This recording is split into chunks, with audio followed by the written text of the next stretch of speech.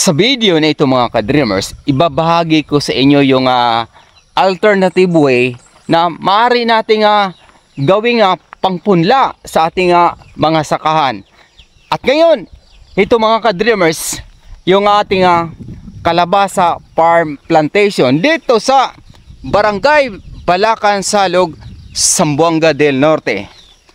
At abangan nyo po mga ka-dreamers sa susunod na video tungkol sa kalabasa farm plantation na ito. Dahil sa ibabahagi ko sa inyo yung kabuuhang senaryo ng ating kalabasa farm plantation simula doon sa ating nursery hanggang sa pagtatanim at pagkukumpuni pa dito sa lugar na ito mga ka-dreamers.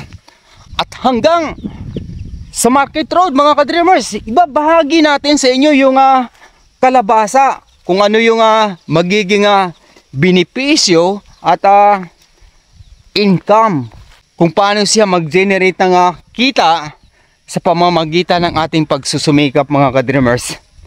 Kaya abangan nyo po yung ating susunod na video nang maibahagi ko sa inyo yung kabuuhang proseso ng kalabasa mula doon sa nursery hanggang sa pagpunla mga ka-dreamers at pagkukumpuni ng mga damo dito sa gitna na yan mga ka-dreamers, sa pagitan nito, at yung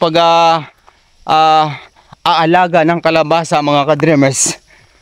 Kaya kung baguhan ka pa sa aking YouTube channel Dreams Visions TV, maaari nyo po kung tulungan sa pamamagitan ng inyong pag-follow at pag-subscribe nang maging updated din kayo sa aking daily mix vlog. At sa hinarap sa ating main content tungkol naman sa mga pangitaing panaginip ayon sa Biblia, mga tanda at kababalaghan bago ang dakilang araw ng Panginoong Hesukristo. Hanggang sa muli, maraming salamat sa pakikinig at pag-subscribe. Papuri sa Diyos, sa ngalan ng Ama, ng Anak, at ng Espiritu Santo. Amen.